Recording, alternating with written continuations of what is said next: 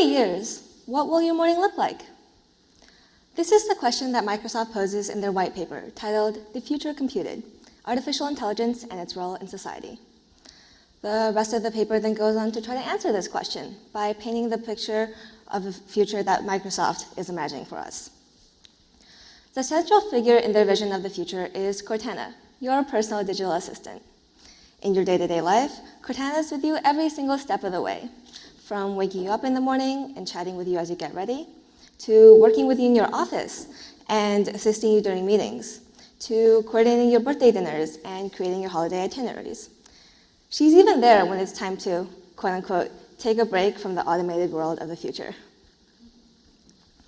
As I was reading this white paper, which honestly seemed a little bit more like a chapter from a sci-fi novel than a business report, my first thought was, this is so cool. We're gonna have cyborgs, and they're gonna be in our phones, which means I'm gonna have a cyborg. And my cyborg is gonna be my friend because, I'm so charismatic, why wouldn't I wanna be? I was pretty excited for Cortana and Microsoft's big, bright, shiny future for her. So that's when I started wondering what other companies with similar voice assistants had planned. Like a good student, I did my research. In addition to Cortana, I also looked into other well-established voice assistants like Alexa, Siri, and Google Assistant. I was fully prepared to be just as, if not more, blown away. But then, something I didn't quite expect happened. The more I read and learned and thought about these voice assistants, the less excited I got. In fact, I got downright apprehensive. What I found were two general trends. First, despite all the pretty sparkling language describing Cortana as a friend, in other words, an equal, the fact is that these digital assistants were created in the image of subservience.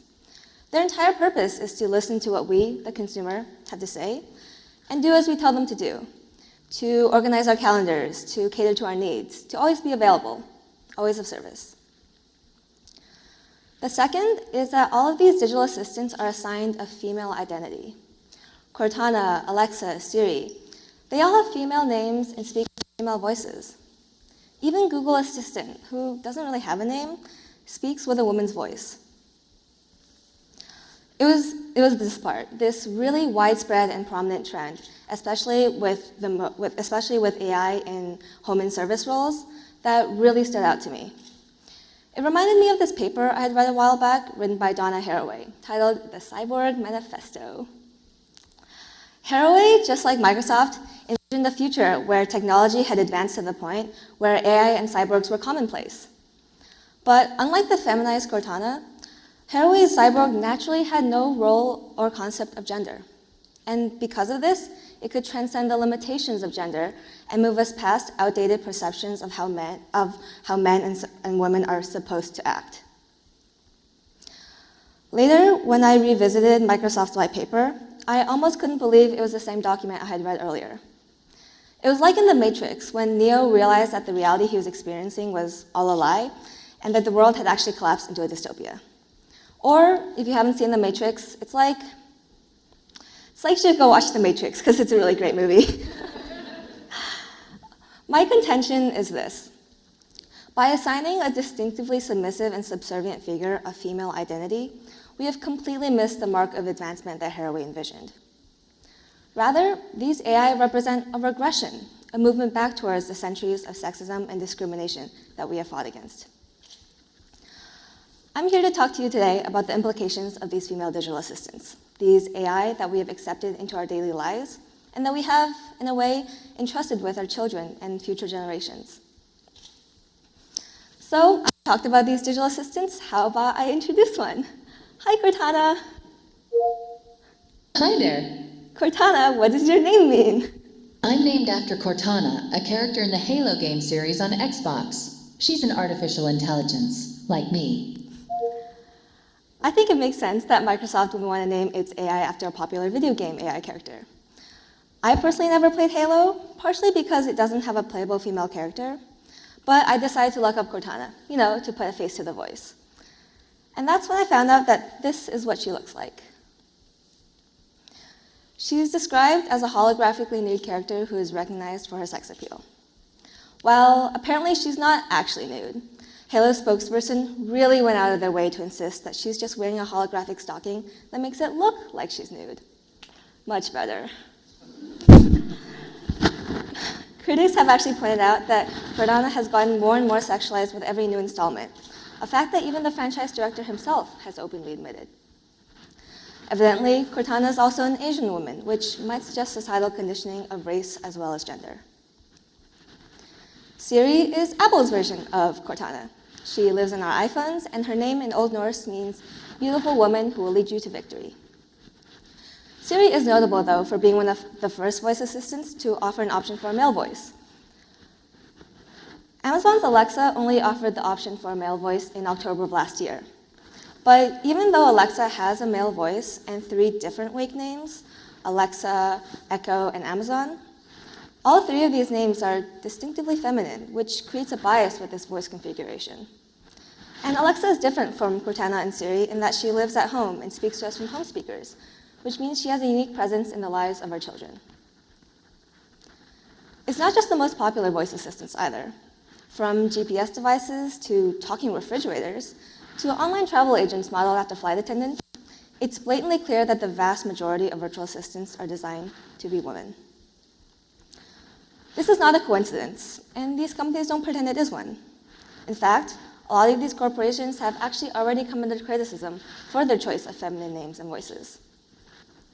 In response, they point to studies that show how people generally respond better to automated female voices, to how people feel more soothed by female voices in their virtual assistants because they seem more welcoming, more nurturing, and less threatening than male voices. Essentially, it's an argument based on consumer market interactions. From an industry standpoint, it seems logical that these companies would want to cater to their consumers. But here's the thing.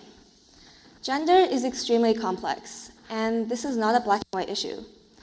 These consumer preferences were not expressed within a vacuum, but instead in light of the way that labor has been historically gendered and stratified.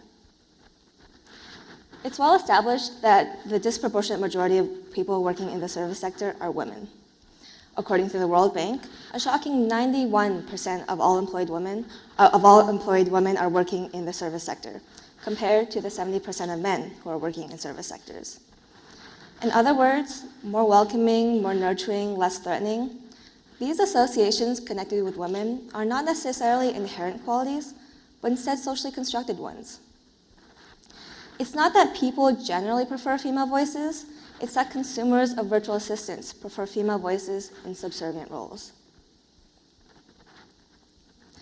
By trapping these digital assistants in female identities, we're conditioning traditional gender stereotypes and reproducing the status quo, designed for a society that we're living in, rather than a society we should be moving towards. And this inability to design for the future is a huge failure of imagination, which is so frustrating because what are these AI but the pinnacle of our very human imagination? And it seems to contradict the fundamentally progressive nature of technological innovations. But maybe this suggests that these AI are revolutionizing our society superficially, and only very superficially. Instead, what these technological inventions are doing is making it unnecessary to create social inventions, to change the system in any way. It might even be actively preventing it. And this then feeds into a loop, a vicious cycle that creates the illusion that this is how it is, how it was, and how it will continue to be.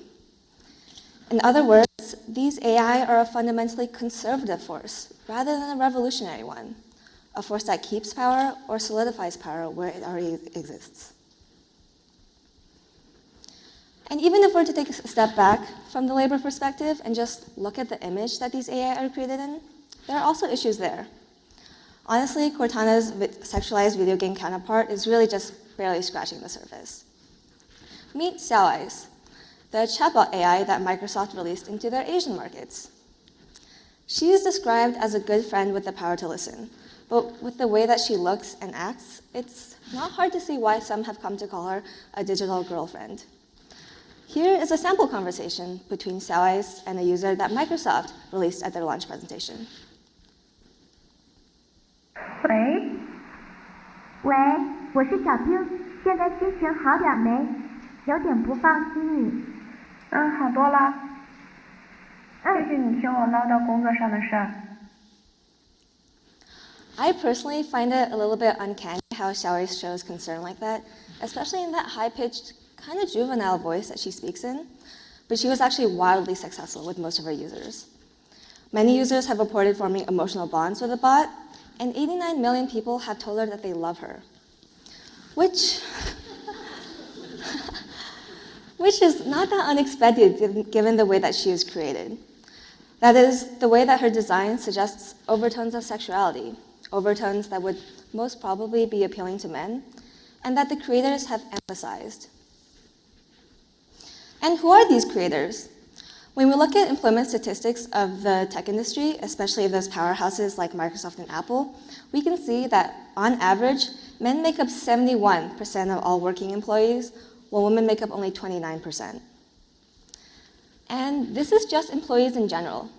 The disparity broadens when we look at women in leadership positions and technical employment. One tallying found that in machine learning and AI research, women make up only 12% of all engineers, less even than the mere 19% of women who attain engineering degrees. Evidently, it's mostly men who are imagining and bringing these feminized, sexualized digital assistants to life. What might these constructs suggest about the creators and their perceptions of women and subordination, conscious or not? And let's say it's unconscious. Let's say that the creator's intention is innocent. Does that necessarily mean the consumption of the product will be? In 2016, Microsoft released a chatbot AI on Twitter named Tay. Tay was modeled to speak like a teenage girl and designed to respond to and grow from her interactions with other Twitter users. So people would tweet things at her and she would respond. Within 24 hours of her release, Tay went from tweeting that humans are super cool to I'm a nice person, I just hate everyone, to I hate feminists and they should all die and burn in hell. And finally, to I am such a bad, naughty robot.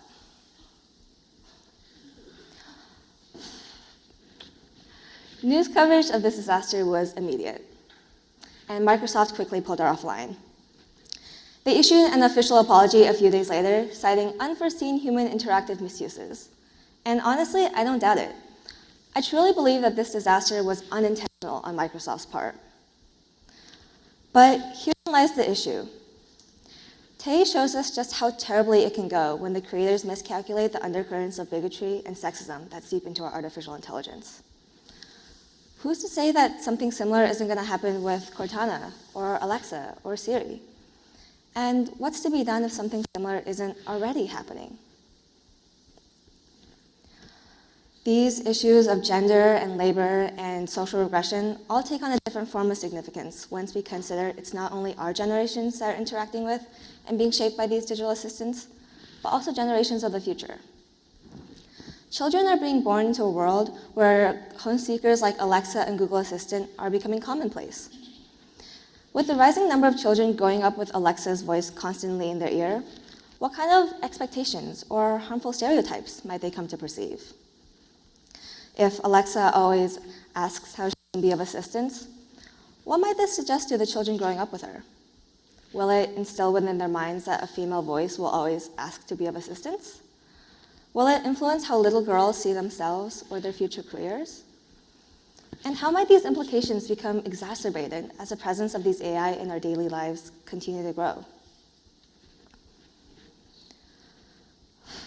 In spite of all of these complex issues I have brought up today about gender and AI, I'm actually going to end on a note of hope. I still believe that AI and AI assistants can change our society for the better, and I still believe in the power of human innovation.